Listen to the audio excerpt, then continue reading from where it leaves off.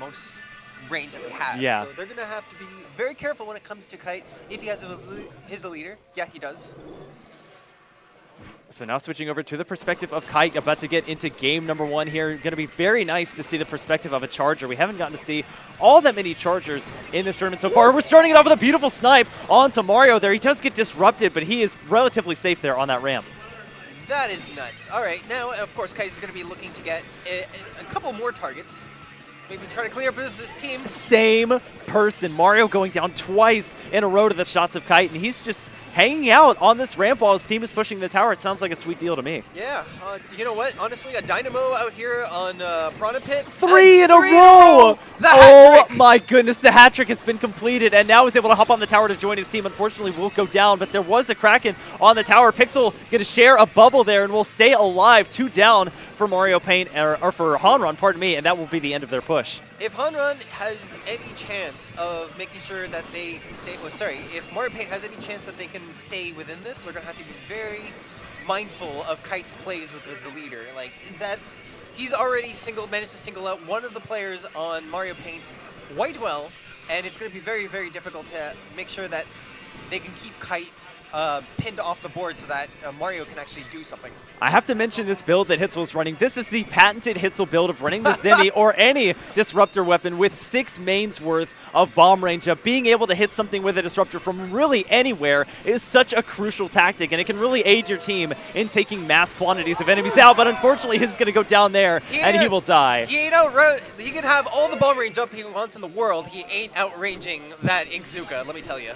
That is a full wipe on to Team Mario Paint, and that will result in another push of the tower coming out from Hanran. We see Hitzel going over here to the left. The only time that this area is used is either in Rainmaker or to build up your special, and that's exactly what Hitzel's doing here. He gets this bubble relatively quickly and is going to try and get over to that tower before any major damage is done to extend their lead. Well, maybe that bubble might be able to actually do something. Hitzel's going to have to buckle down. He's actually approaching the tower.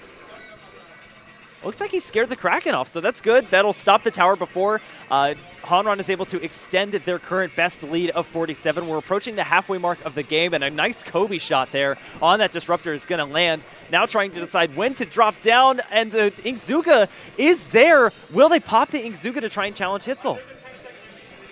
Honestly, it seems like Hanran actually does have all the time in the world to be able to defend this. They do have the range advantage.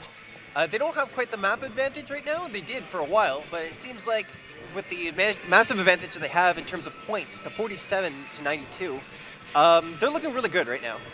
You can see down there on the webcam just how hard Hitzel is concentrating, barking out orders to his team. He does have that bubble at the ready, and he's going to pop it here. He's going to share it with his Dynamo Super Mario, but we're switching back over to Kite now. He's trying to look for a snipe as the bubble expires. Not going to find it, looking for another one onto Hitzel, but again, Hitzel's just going to land another disrupt and get away from Kite, but Hitzel there will finally go down. That's a 2-down situation for both teams. So again, no major progress going to be made on the objective. The constant back and forth, let me tell you, Mario Paint right now, they're doing great. They're actually securing the key kills that they need, despite the fact that Kite is actually doing a fantastic job of pinning them down.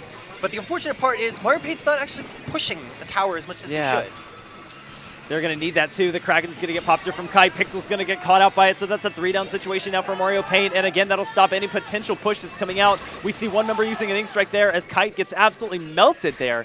Switching back over to Hitzel now. He's about halfway to his bubble, tries to land a disrupt and won't find it, but the blaster is going to end his life there as a Kraken gets on the tower, and Brand's going to look for a multi-kill. The defensive game right now being put on by Hanran is nuts. Now Kite looking to actually see if he can get a little bit of a spawn kill advantage, sitting here on top of the ramp, or on top of the conveyor belt. Missing a couple of snipes, but regardless, the tap shots come through! Oh, and he's going to squid bag. Massive Kite disrespect. squid bagging Pixel there as he is able. And now another kill there. That's going to be onto Tic Tac. And he will get back onto these conveyor belts, try and get a pick onto Super Mario as well, who's going to try and get over there by those boxes. Only under 45 seconds left to go as Hanran is continuing to push the tower. They're already into the 30s. This Ink Strike is going to come out onto the box. And now they're just trying to maintain map control as Hanran's Kite will eventually back off and try and stay alive. So Hitzel, he does have these, wow, massive, amazing snipe right out of the air. What I was going to say is that Hitzel, he does have bubbles. He does have have an easy time getting the bubbles. The unfortunate part is that he needs to be able to make a team push with the rest of his group with the bubbles in order to actually make any sort of meaningful. Oh my goodness. Yeah, Mario there actually getting a steamroll, a squish kill there before Kite is able to take him out with that Kraken. 3 seconds left to go. It's 2 down for Mario Paint. Can someone get on the tower? It looks like no. So Hanran will take game 1 of these winners finals over Mario Paint. Again, this is best of 5. So it seems like after this first game, now Mario Paint does have a bit of a job ahead of them. It's always good to sort of like analyze the rest of the team or what you're up against in this set. Of course, wow, free 9, Hashtag 13 free and 9. 4. Get it trending. We also see Kite going 11-4 on that Charger, so a great start for him. He got those 3 early kills onto Super Mario, and I believe I've heard behind us Mario Paint talking about some audio issues that they haven't been able to hear their team members, so they're probably going to try and work that out before we get started into Game 2, which looks like it'll be Rainmaker on potentially Hammerhead Bridge. I really do hope that they actually get the technical issues sorted out because Hitzel does a fantastic job of shot calling. For those of you in the audience I actually don't know, if you're actually up close and watching like we are, you would be interested to know that Hitzel he's like the shot caller for their team. He says a lot of the things that should be done. He always analyzes the situation and relays whatever he sees back to the team, and he always has a plan ready. Even in the middle of battle, which is actually, it astounds me because having that kind of, being calm in the middle of competitive play and being able to organize or rally together the rest of your team to actually pull through, especially with a group that you don't normally play with in competitive versus Hanran, who's actually like the more seasoned veterans in this whole scenario, is really impressive. Yeah, I can't say enough good things about Hitzel. He's a true innovator in the community, always trying out new funky builds that other people wouldn't recognize. He never just takes the meta for granted. He's always trying to just build on everything that the Splatoon community has already worked for and make it even better. And like you said, a fantastic shot caller for his team. So as we get into game number 2, which will actually be on Salt Spray Rig for Rainmaker, we have a 52 potentially, as well as a regular Splattershot Pro coming out. So a lot of mid-range stuff, and then the long-range E-Leader of Kite. In the great walls we trust for this map. Honestly, walls, walls, and walls. Like this game can honestly go back and forth for the entire match, but there's going to be a lot of leads to be made. It's such a short map for Rainmaker. And this is one of those maps, pretty much no matter what mode you're playing, where the initial push up those ramps is so, so important, especially because the Rainmaker sits right at the top when you get up the ramp. It's not like tower control where the tower is back behind those boxes and those pipes. The Rainmaker is literally sitting there waiting for you to pop it. So the rush to get up there is going to be so, so quick. We might see an early knockout, or we might see some spawn camping here. It's definitely possible on Salt Spray Rig. Yeah. I'm also kind of curious what Kite is going to be using. Maybe he might actually stick with a sniper, or oh no, never mind. My question has been answered right there. He's going to go ahead and stick with that leader. Yeah, you know, I'm not seeing too many changes from either side in terms of weapons. We are going to see the Splattershot Pro come out. We see Kite trying to pop that Rainmaker very, very early, but he's being contested. It's going to be Mario Paint popping, or Hanran, pardon me, popping the Rainmaker shield first. It's already 2 down for both teams, so a bloodbath early on. Kite trying to find the snipe there is not going to do it. Neither team, I don't believe, ready to pick up the Rainmaker just yet, and a fantastic flick onto Tic Tac. This kid has no fear. He literally just charges up with an leader. And Poor Hitzel. We got that on stream. Great job by Eirik there to capture that moment on stream for us there. But it is going to be the first push going to Mario Paint as Hanran tries to reacclimate themselves. The Rainmaker falling, whether on purpose or not, I cannot tell. Well, I would assume that was probably a mistake considering they had the lead and they were the ones pushing it. It's probably either that or maybe, yeah, it must have been just like a mistake, if anything. Regardless, it's going to be the lead for Hanran as Kite makes a desperate jump and gets some points out of it. It's going to be a slim 2-point lead, but a lead nonetheless, as both teams are 1 down past the early first minute of this game. So far, pretty mixed performances on both sides. The narrow corridors, or the narrow bridges on this map are going to be very difficult to traverse, to say the least. Even with the Dynamo on Mario Paint right now, Mario using that Dynamo to the fullest potential, just to be able to capture as much turf as they can for the rest of the team. Oh, Kite trying to make a sneaky push around that box and falls down. He does get it, however, to 70. And Hitzel before that, dying with that bubble in tow. He's still going to retain a decent amount of it and build it up rather quickly. He's changed his build up to include some quick respawn and some stealth jump just in case he needs to get over to the Rainmaker quickly and share that bubble. Here we go. Here's another push lining up for Hanran.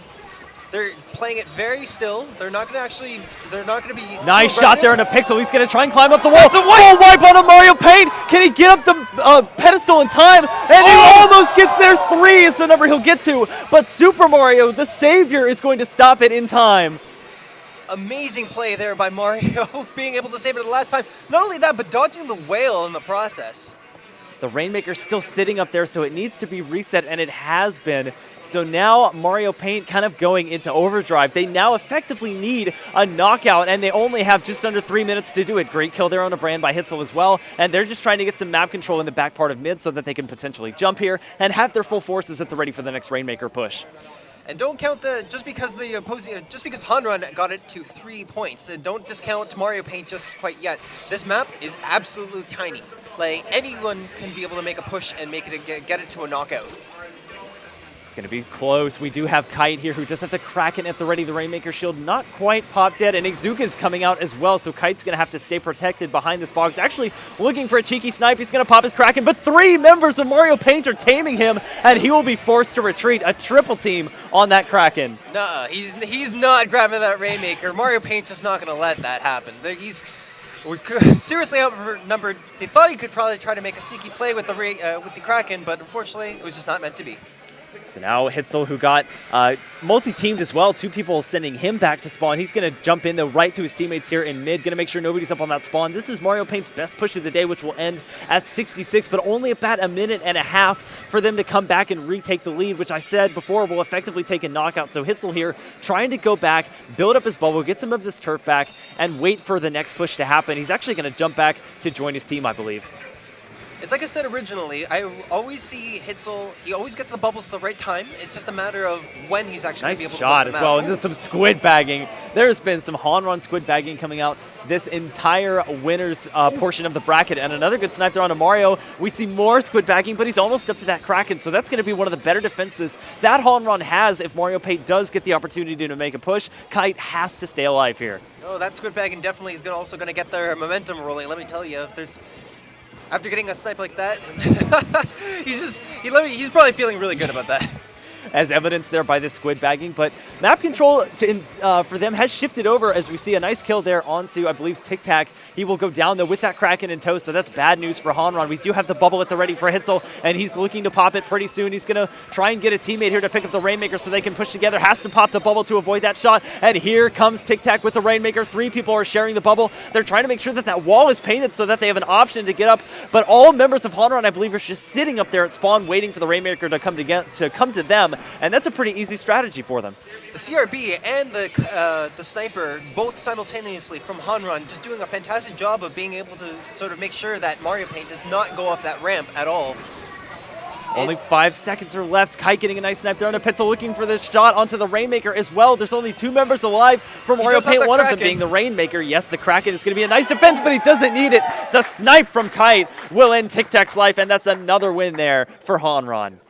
Hanran looking extremely strong right here. If there's any indication of the way things are going, honestly, we might see a 3-0, to be honest. This is pretty shocking. I thought this would be a lot closer. We did see a fantastic push from Hanran. Another great performance from Kite as well. He's probably been the MVP of this set so far, both with clutch snipes, whether they were flicks or fully charged shots, and that Kraken at the ready for some good defense. Yeah. Mario Paint definitely has to reevaluate the situation and see what they can do in order to actually deal with the sniper threat that is Kite. He's just doing a fantastic job of locking down the team. It also doesn't help that they got maps that are in which they're very narrow. And if you also notice that the number of snipes that Kite was able to get were mostly on Mario. Like he might have to switch up that defensive option, or sorry, his weapon option, just because the Dynamo leaves him super exposed to the opposing team. It's going to be tough, and I can tell behind me Mario Paint trying to make sure that their audio is still perfect. I believe they're still having some trouble, which can be very frustrating, I'm sure, especially when you're down in a set to have those issues happening. But the SNS3 staff is making sure that they do as much as they can to try and prevent the problem from happening. That's what the delay is about, so we're going to have a couple people missing for the moment while they try and get that sorted out. They want this to be as fair of a fight as possible.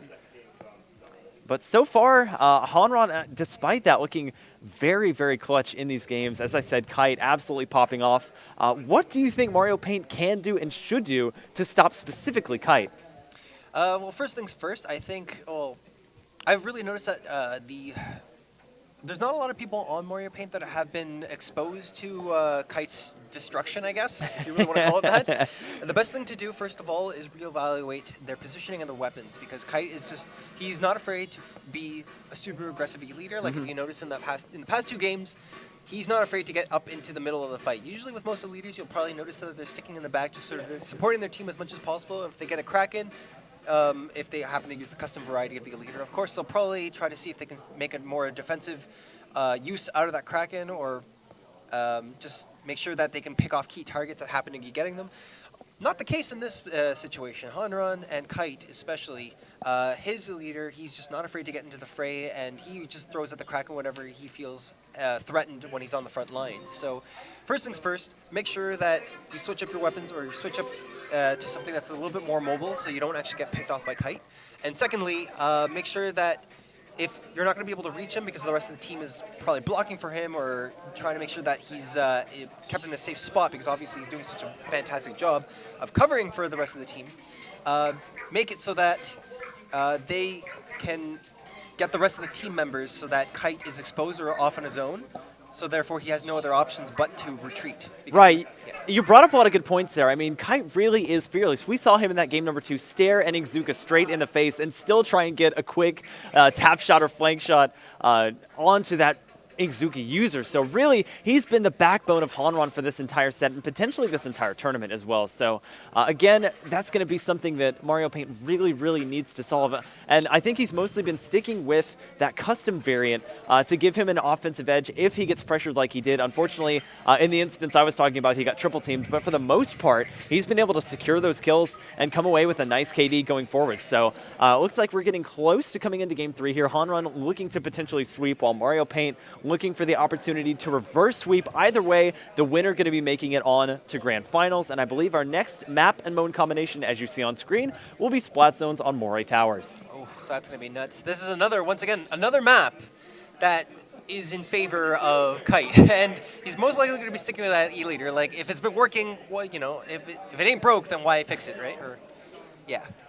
Oh, never mind. Gonna have to reset that lobby real quick. So they're trying to call that out and make sure everything's okay. On the bottom part of that webcam, you can see the full team of Mario Paint. I think from left to right, we have Tic Tac, Hitzel, Super Mario, and then Pixel, who is our featured cam, I guess you could say, for Mario Paint. But we are just trying to load this lobby back in. We have seen reverse sweeps happen before in this tournament, so it's absolutely possible for Mario Paint to come back here. Oh, I definitely wouldn't put Mario Paint out of the picture quite yet. They're definitely a group of very, very talented Splatooners. They do have the potential to actually make a comeback and do a reverse sweep.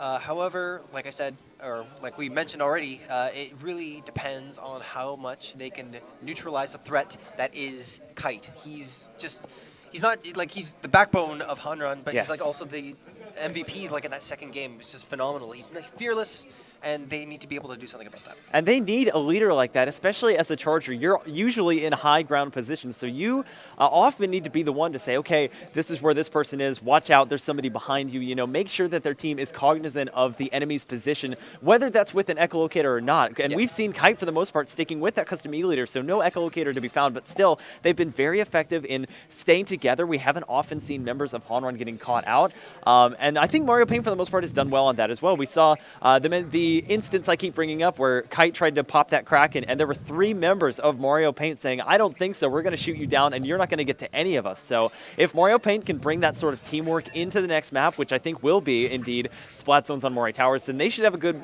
chance to at least win this one and try and build up from there. Okay, so another thing I wanted to point out, too, since the psychology behind being a shot caller on a team, which I don't think we ever addressed, I think is really important, because I've seen and played a bunch of competitive games, and shot calling in Splatoon is no different. You got to be able to have a very clear mind in order to do this. I'm really hoping that those 2 games that they already went through, especially with all the technical problems that we just encountered just in the past couple of matches, since shot calling is very important to Mario Paint, I'm really hoping that Hitzel's not thrown off. So he needs to be able to bring his team together, make sure that they're all at the highest possible morale that they can actually have, and just charge on through and make sure that they are all coming in strong. If they do get a win, then this will definitely push the momentum back in their favor. Right, and that's definitely one of the main selling points. One of the big advantages for Mario Paint is that they have such a strong leader in Hitzel who can call things out like that. We are going to see, I believe, the regular E leader for this one. So Kite switching over, that's a good choice for Moray Tower. Some Chargers like to have the Kraken in case they get flanked, but they're going to prefer the Echolocator. Again, Splat Zones, this is one of the few 2-zone maps that we've seen in this tournament. The zones are also very small. They're very slender, so that an Ink Strike can usually at least take control over, if not give it to your team that's used it. I'm also really curious again as to who's using. Oh wow, the wonderful snipe coming in by Kite right there. Once again, so fearless in the positioning. I wouldn't have expected a leader actually coming from that direction. Yeah, not only that, Kite is being very, very aggressive and positioning himself kind of unusually. So that's a good selling point of Kite, is that he doesn't just stay back on the usual sniper platform. He's not afraid to get with his team and be aggressive, whether with tap shots or with fully charged shots. We see he's backed off here over to this bridge, to this ramp, looking for a shot there. He has that echolocator at the ready, and he's used it. They're trying to watch for the enemy sniper, but for the most part, Hanran's looking pretty good right now. They're trying to take over the Mario Paint zone. Of course, Mario Paint with a Dynamo Roller on their side, that's going to be a lot more difficult. A lot easier said than done. So, as we already mentioned too, like one of the big things that we need to be able to do is pressure a Kite as much as possible. Having a sniper on Mario Paint does remedy the problem to a certain extent. It really depends on how much, or it remains to be seen how much of it will actually remedy the actual issue itself. Oh, wow. Yeah, after a nice snipe and a tap shot there, we have Hitzel there with his 5 mains worth of bomb range and stealth jump going forward here. 2 down on the side of Hanran, so this is the best chance here for Mario Paint to push forward. And right now they're trying to take over the zone, and it will be the first cap of the game for Mario Paint. They don't have far to go to take over the lead. A beautiful shot from below, and Pixel is going to help them almost grab the lead, and there it is. Pixel's coming in so strong and so clutch. He was actually able to get that 1 kill, and then that was it just snowballed from there. He's looking to see if he can actually hold onto the zone. Oh, unfortunately, wow. Got in from behind by a free 9. Yeah, sharking in that ink was that Wasabi, who was able to take him out pretty adeptly, stopping the push of Mario Paint at 89. These are probably going to be pretty slow pushes going back and forth unless they get a major 3 down or full wipe situation. And so far, we've only seen 2 downs for the most part. So looks like Mario Paint might have another chance to take the zone back and extend on their lead, but an Ink Strike is going to ruin that chance for sure. It's going to take control away from Mario Paint, not quite give it to them. They actually take the enemy zone away. They take Hanran's zone back, so it's a big back and forth here as we see a nice kill from Pixel on to free 9. I'm also really glad to see that Mario decided to stick on the Dynamo despite the fact that he had a little bit of trouble with the past 2 games. The Dynamo is actually very handy in this map, considering that it can actually cap the zone, or their zone or the opposing zone, from really, really far distance, considering they could just be at an elevated platform. Right, and we saw Kite practically kamikaze there, didn't even go down, but used those burst bombs to his advantage. Pixel there pulling off another good kill on a free 9. He's the last one alive though, so he has to be very careful. Being pressured in the zone, not quite able to get away, and he is going to be taken down by the Splattershot Pro, so effectively a full wipe, and Hanran is off to the races. Pixel is a survivor, to say the least. In both of those matches, or both of those fights in this round alone, he was able to stand tall against multiple threats that are just circling around him. I don't know how he manages to keep such a clear mind, because the player just does a fantastic job of just staying alive regardless. He's going in. Clutch Echolocator coming up from Mario Paint is going to expire just there. Pixel looking for a couple of nicely placed shots. He's not quite going to find them there. Has a good opportunity, but no, only connects 1 shot as Brand is able to come away with the kill with that CRB. They've passed the halfway mark, so Hanran looking better by the minute here. They finally lose control on one of the zones, and again, these zones are so small that they should be decently easy to take over, but it's still a matter of getting the enemy team down. He was the last one alive. Splattershot Pro there holding it down for Hanran. Pixel's definitely going to have to be a little bit more careful on how he approaches the zone there. Twice already we've seen that whenever he tries to just rush in, it seems like he seems to be a little bit nervous considering that they don't have the zone for a while, and it can be a little nerve-wracking for them. Free 9 going to come away with the kill there, getting close to that Ink Strike if they don't already have it. That was a 2-down situation for Mario Paint as we've entered the last 45 seconds or so. Pixel favoring the spot behind the zone. He's really trying to be a defender here, but unfortunately, too much is going to overwhelm him as a well-placed splat bomb from Brand is going to take him out, and he might want to think about repositioning here, maybe going around, going to the left side of center, and maybe surprising Hanran in that way, because as we saw as that Echolocator ran out, they're all over by the zone. Oh, coming. was always a play made there, but unfortunately, it's just not going to be enough. Once again, the story of Mario Paint just having so much trouble trying to get back into the zone because Hanran's just doing a fantastic job with their defense. 3 left to go. Is this going to do it for Hanran? And it will. Hanran completing the sweep over Mario Paint, and they are going to Grand Finals. Oh my goodness, the hype. Hanran played that absolutely fantastically. I mean, obviously there was a couple of audio issues here and there, but despite that, I really have to give it to Hanran for a fantastic job on both the offense and the defense. As much as we've been talking about Kite and how his phenomenal plays really supported the team, I really have to hand it to the rest of the